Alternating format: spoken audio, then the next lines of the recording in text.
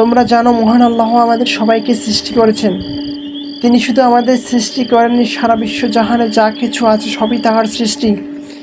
তিনি গাছপালা, নদ নদী, পাহাড় পর্বত, সাগর মহাসাগর, আসমান জমিন সবই সৃষ্টি করেছেন।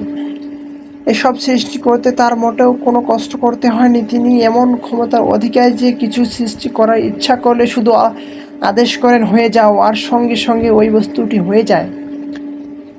যে বিশাল পৃথিবীতে আমরা বাস করছি তাও তিনি এভাবেই সৃষ্টি করেছেন।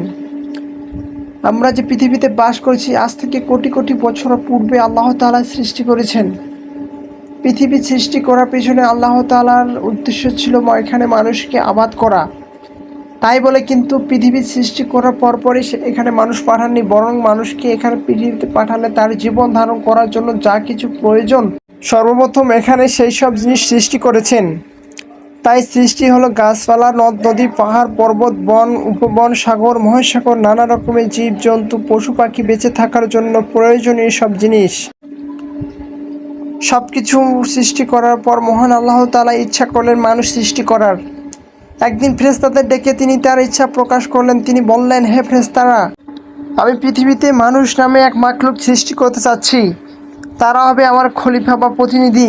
আমি যেভাবে চাই আমার পক্ষ থেকে তারা সেভাবে দুনিয়াটা চালাবে। ফেরেশতারা আল্লাহর এই উদ্দেশ্যকে বুঝতে পারল না। তারা বলল, হে আল্লাহ, তোমার গুণাগুণ করার জন্য তো আমরা আছি। রাত দিন সবসময় তোমার পবিত্রতা ও শ্রেষ্ঠতা বর্ণনা করছি, তোমার হুকুম তামিল করছি। এসবের জন্য আর কোনো মাখলুকের সৃষ্টি করার প্রয়োজন নেই। তাহলে কি কারণে আবার একটি নতুন মাখলুক সৃষ্টি করবেন? জবাবে আল্লাহ তাআলা বললেন, হে ফেরেশতারা, আমি যা জানি তোমরা তা জানো না। এরপর আল্লাহ তাআলা মাটি দিয়ে হযরত আদম আলাইহিস সালামের দেহ সৃষ্টি করলেন এবং পরে এই দেহ প্রাণ দান করলেন। এভাবে হযরত আদম আলাইহিস সালামকে সৃষ্টি করা হলো। তিনি হলেন দুনিয়ার সর্বপ্রথম মানুষ। আদম আলাইহিস সালামকে সৃষ্টি করার পর আল্লাহ তাআলা তাকে প্রয়োজনীয় সব রকমের জ্ঞান দান করলেন। অতি যত্নে সব কিছু তাকে শিখিয়ে দেওয়া হলো, তাকে সেসব জ্ঞান দেওয়া হলো। পরে আল্লাহ তাআলা ফেরেশতাদের ডেকে সেসব বিষয়ে জিজ্ঞেস করলেন, কিন্তু ফেরেশতারা সেসব বিষয়ে কিছু বলতে পারল না। তারা বলল, হে আল্লাহ, সব জ্ঞানের মালিক তো তুমি। তুমি যাকে যতটুকু জ্ঞান দান করো সে ততটুকুই জানতে পারে। সুতরাং তুমি আমাদের যতটুকু জ্ঞান দান করেছো তার বেশি আমরা জানি না।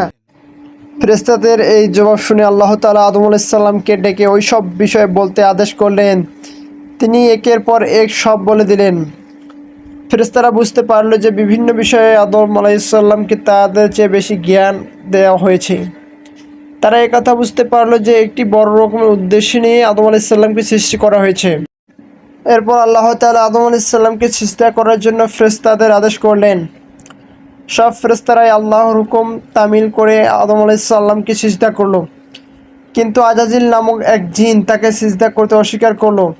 আসলে আজাজিল ছিল জিন। তার অতিরিক্ত ইবাদত বন্দেগীর কারণে আল্লাহ তাকে ফেরেশতাদের মধ্যে থাকতে দিয়েছিলেন। সে বলল, হে আল্লাহ, তুমি আমাকে আগুন থেকে সৃষ্টি করেছো আর আদমকে সৃষ্টি করেছো মাটি থেকে, সুতরাং আমি আদমের চেয়ে শ্রেষ্ঠ। আজাজিল আদম আলাইহিস সালামকে সিজদা করতে অস্বীকার করে আল্লাহর নাফরমানি করে বসলো। তাই আল্লাহ তাআলার কাছে সে লানতের যোগ্য হয়ে গেল। এভাবে সে শয়তান নামে অভিহিত হলো এবং আল্লাহর দরবার থেকে বিতাড়িত হলো। সে চিন্তা করে দেখলো আদমের কারণেই সে আল্লাহর রহমত থেকে বঞ্চিত হলো। সুতরাং যে করেই হোক আদম আলাইহিস সালামকে এবং তার বংশধরদের ক্ষতি করতে হবে।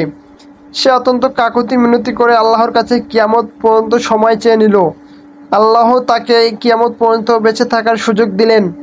কিয়ামত পর্যন্ত আয়ু লাভ করার পরে সে ঘোষণা করলো, আমি কিয়ামত পর্যন্ত জীবিত থাকার যে সুযোগ পেলাম তা পুরোপুরি কাজে লাগাবো। আমি তোমার বান্দাকে গুমরাহ পথভ্রষ্ট করব। তাদেরকে গুমরাহ করার কোনো সুযোগই আমি ছাড়ব না। আল্লাহ তাআলাও শয়তানকে বললেন, যারা সত্যই আমার আদেশ নিষেধ মেনে চলবে তাদেরকে তুমি গুমরাহ করতে পারবে না। আল্লাহ তাআলা এরপর আদম আলাইহিস সালামকে বেহেশতের মধ্যে রেখে দিলেন।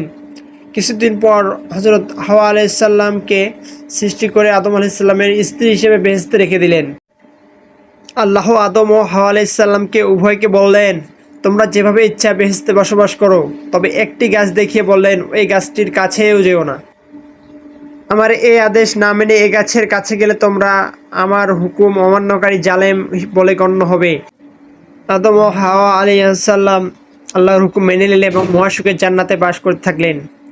এদিকে শয়তান আল্লাহর দরবার থেকে বিতাড়িত হওয়ার পর থেকেই আদম আলাইহিসসালামের ক্ষতি সাধন করার সুযোগ খুঁজতে লাগলো। অবশেষে একদিন সে তাদের পরামর্শদাতা হিসেবে আস্থা লাভ করতে সক্ষম হলো। আদম আলাইহিসসালাম কিন্তু শয়তানের মনোভাব মোটেও বুঝতে পারলেন না। সে তাদেরকে বলল, আমি তোমাদের ভালো চাই। তোমরা যে গাছটির নিকট যেতে নিষেধ করা হয়েছে সে গাছের ফল খেলে তোমরা আর মরবে না এবং বেহেশতেই চিরদিন থাকতে পারবে। শয়তানের এ ধোঁকায় পড়ে তারা আল্লাহর নিষেধ ভুলে গেলেন এবং ওই গাছের ফল খেলেন। ফল খাওয়ার সাথে সাথে হযরত আদম আলাইহিসসালাম ও হাওয়া আলাইহিসসালাম শরীর থেকে বেহেশতের পোশাক খসে পড়ল। তারা গাছের পাতা ছিঁড়ে শরীর ঢাকতে শুরু করলেন। তখন আল্লাহ তাআলা তাদের ডেকে বললেন, তোমরা আমার হুকুম অমান্য করেছ, আমি তোমাদেরকে যা বলেছিলাম তা মানোনি। একথা বোঝার সাথে সাথে আদম হাওয়া আলাইহিসসালাম আল্লাহর কাছে ভুল স্বীকার করলেন এবং মাফ চাইলেন। আল্লাহ তাআলা তাদের দোয়া কবুল করলেন এবং তাদেরকে মাফ করে দিলেন। আদম আলাইহিসসালাম ও হাওয়া আলাইহিসসালামকে ডেকে বললেন, তোমরা দুনিয়াতে চলে যাও, মনে রেখো শয়তান তোমাদের চিরশত্রু। সে বেহেশতে যেভাবে তোমাদেরকে ধোঁকা দিয়ে আমার আদেশ অমান্য করালো, দুনিয়াতেও তাই করার চেষ্টা করবে। তোমাদের কাছে আমার হুকুম পাঠানো হবে।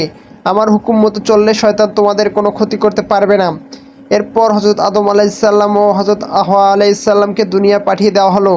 দুনিয়া পাঠানোর সময় হযরত আদম ও হাওয়া আলাইহিসসালামকে একই জায়গায় না পাঠিয়ে দুইজনকে দুই জায়গায় পাঠানো হলো। দীর্ঘদিন পরে আরবের আরাফাত স্থান নামক জায়গায় দুইজনেই মিলিত হলেন পরস্পরেই। হযরত আদম আলাইহিসসালাম ও হাওয়া আলাইহিসসালাম দুনিয়ায় জীবনযাপন শুরু করলেন। হযরত আদম ও হাওয়া আলাইহিসসালাম ছিলেন এই পৃথিবীতে প্রথম মানুষ ও প্রথম নবী। হযরত হাওয়া আলাইহিসসালাম এর গর্ভে হযরত আদম আলাইহিসসালামের 20 বারে 20 জোড়া অর্থাৎ মোট 40 জন ছেলেমেয়ে জন্মগ্রহণ করলো। প্রত্যেকবার একটি ছেলে একটি মেয়ে জন্মগ্রহণ করত। তাদের গর্ভে সন্তানদি তারা পরবর্তীকালে পৃথিবীতে মানুষের সংখ্যা বৃদ্ধি পেয়েছে এবং বর্তমান অবস্থায় উপনীত হয়েছে। হযরত আদম আলাইহিসসালাম ছিলেন পৃথিবীতে প্রথম নবী। তার কাছে আল্লাহর ওহী আসতো। ওহী হচ্ছে আল্লাহর বাণী বা আল্লাহর হুকুম। ফেরেশতারা আল্লাহর হুকুম বহন করে এনে হযরত আদম আলাইহিসসালাম এর কাছে পৌঁছে দিয়ে যেতেন, অথবা কখনো আল্লাহর সরাসরি হযরত আদম আলাইহিসসালাম এর মনের মধ্যে তার ওহী পৌঁছে দিতেন। তিনি এই ওহীর নির্দেশ মতো নিজের জীবনযাপন করতেন।